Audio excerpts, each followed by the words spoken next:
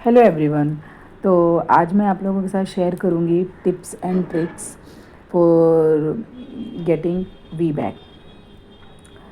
तो ऐसा हम क्या करें कि हमारा वी बैक हो जाए और हम सी सेक्शन से बच जाएं, सेकंड टाइम अपना पेट काटने से बचा लें। तो ये मेरे ख्याल से ज़्यादातर लेडीज़ का यही रहता है मोटो कि हमारी नॉर्मल डिलीवरी हो जाए। और ये बहुत अच्छा होता है हमारे लिए भी, हमारे बेबी के लिए भी, उसके ब्रेन के लिए भी, और मसल्स के लिए, फिज़िकल मसल्स के लिए और मदर के लिए भी बहुत अच्छा होता है नॉर्मल डिलीवरी, जो नेचर ने हमारे लिए बनाया हुआ है। तो आज मैं बताऊंगी, हो सकता है ये वीडियो आप लोगों के महत्वपूर्ण हो, आप लोगों के लिए, और कामगार हो, कुछ हेल्प हो सके, ये पर्पज़ से मैं अपनी ये वीडियो आप लोगों के साथ शेयर कर रही हूँ। तो ठीक है फ्रेंड्स, चालू करते हैं। अगर आपका फर्स्ट सी सेक्शन हुआ है और सेकेंड टाइम में आपने कंसीव कर लिया है, लेकिन उसका ड्यूरेशन होना चाहिए फ्रेंड्स, कम से कम 2 ईयर आपका गैप होना चाहिए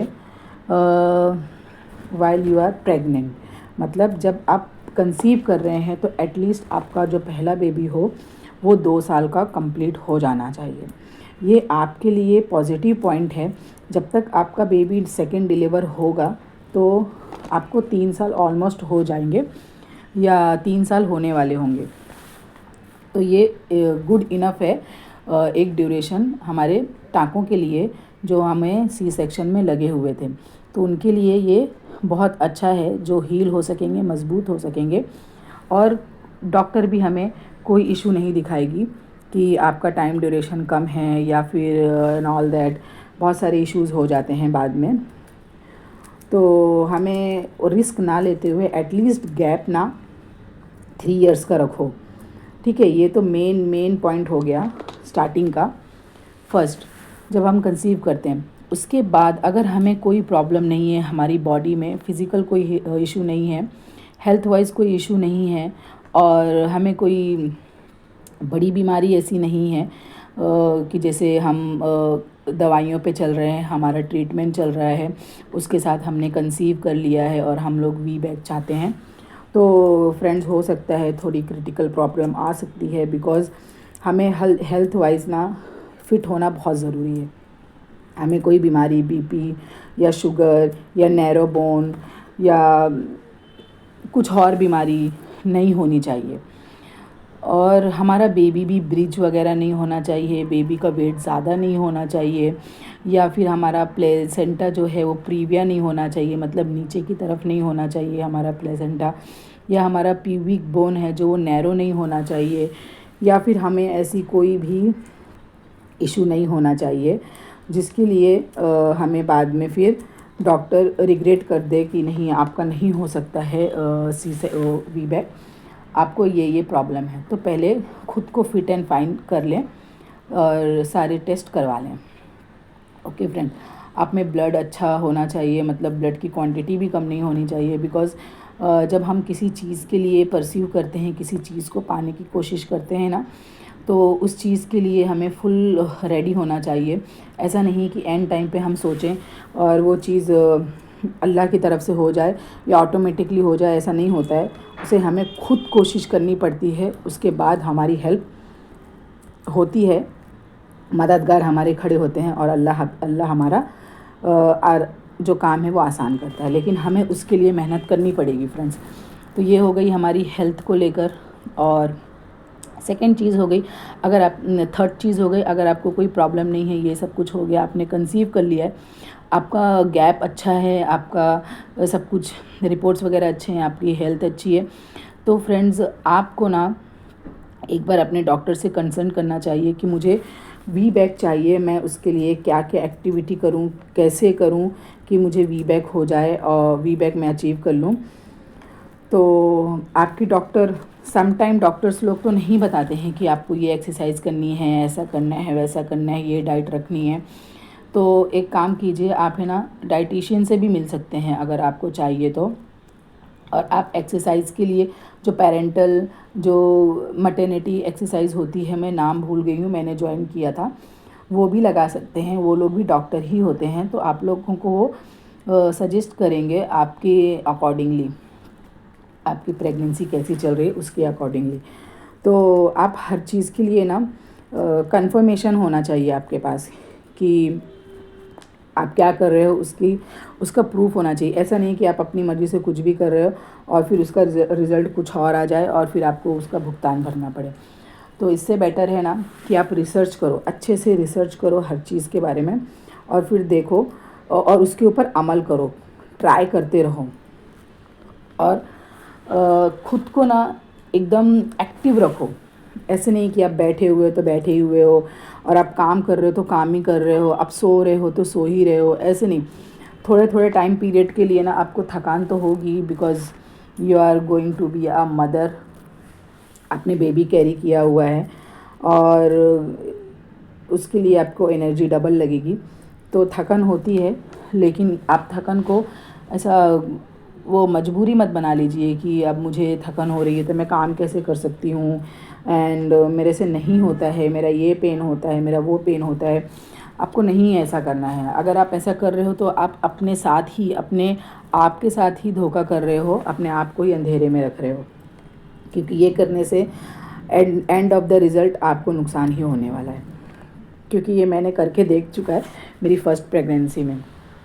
I was not active at all. तो आपको खूब एक्टिव रहना है, खूब काम करना है। अगर कोई प्रॉब्लम नहीं है तो मैं बार बार बोल रही हूँ, अगर कोई प्रॉब्लम नहीं है तो डॉक्टर से कंसल्ट भी कर लो।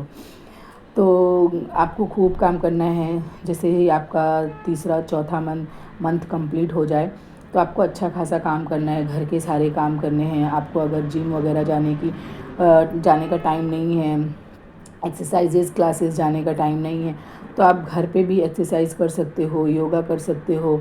घर के काम ही इतने सारे होते हैं, आप घर के काम कर लो, उनमें ही कितना टाइम निकल जाता है, कितनी एनर्जी हमारी लॉस होती है। फिर हम लोग स्टोर करते हैं, खाते पीते रेस्ट करते हैं।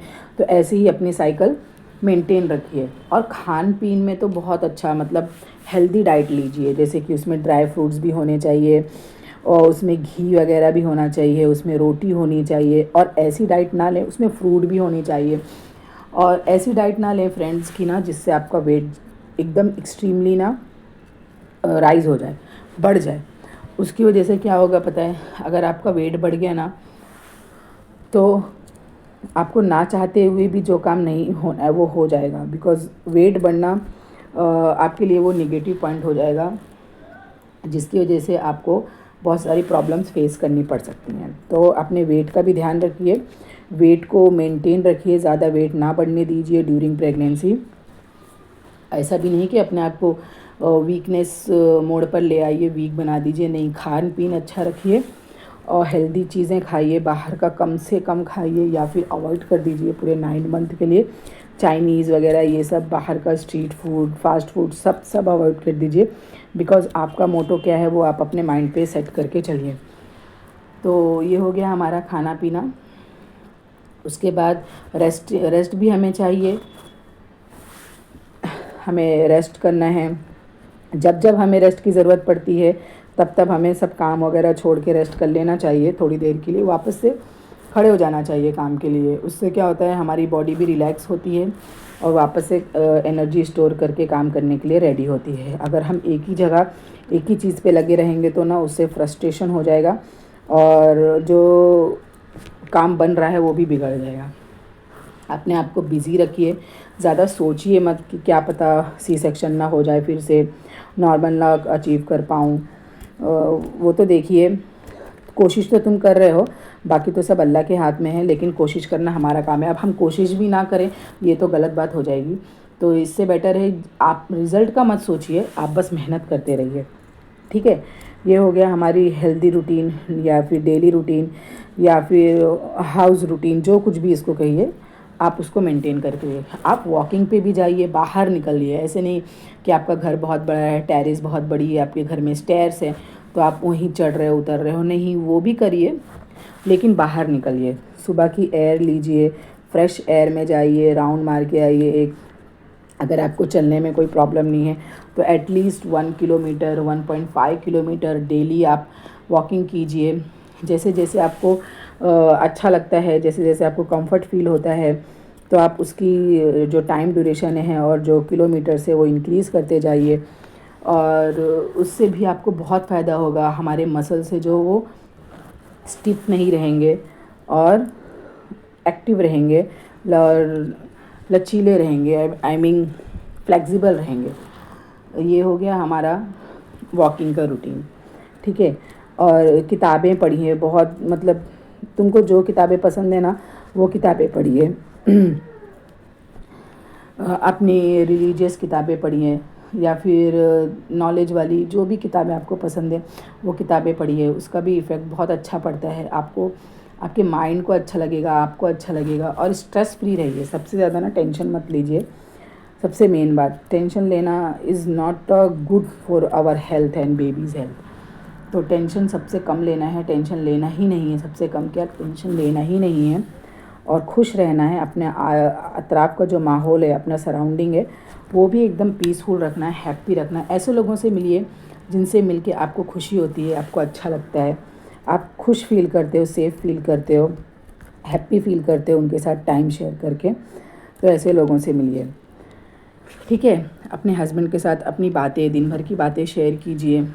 अगर आपकी हस्बैंड के साथ बनती है बननी चाहिए तो अपने हस्बैंड के साथ बातें शेयर कीजिए। अपने बच्चों के साथ, आपके जो घर में बेबीज़ हैं तो उनके साथ आप अपना टाइम स्पेंड कीजिए और खुश रहिए। ज़्यादा से ज़्यादा ना ट्राई कीजिए खुश रहने का।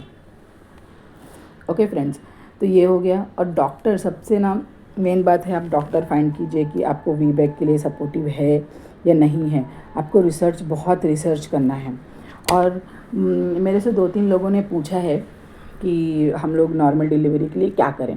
तो मैंने बोला यार मैंने जो किया है वही करो, क्योंकि मैंने बहुत ट्राई किए हैं बहुत। और ऐसा भी होता है ना फ्रेंड्स, आप ऐसे लोगों को देख लो जो दिन भर काम करते हैं और उनको पता भी नहीं चलता, आई मीन उनकी डिलीवरी हो जाती है, नॉर्मली हो जाती है और वो अल्हम्दुलिल्लाह एक्टिव भी होते हैं और उनको इतना टेंशन नहीं होता है कि हमारी नॉर्मल होगी उनका हो भी जाता है। और हम लोग इतना सोचते हैं कि हमारी होगी या नहीं होगी, हम लोग वही सोच में हमारा टाइम चला जाता है और हम लोग उसके लिए कोई ट्राई नहीं करते, कोशिश नहीं करते, काम नहीं करते, बस सोचते रहते हैं कि हमारा नॉर्मल डिलीवरी होगी या नहीं।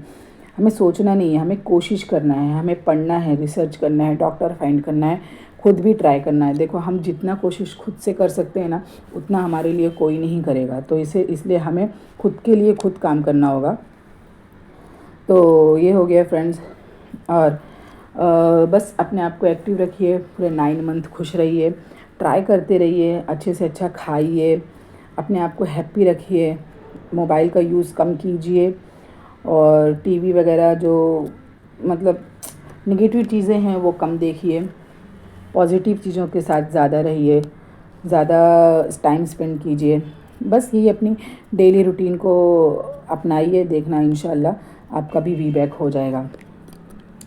तो आप लोगों से मिलती हूँ मैं नेक्स्ट वीडियो में इन्फॉर्मेटिव।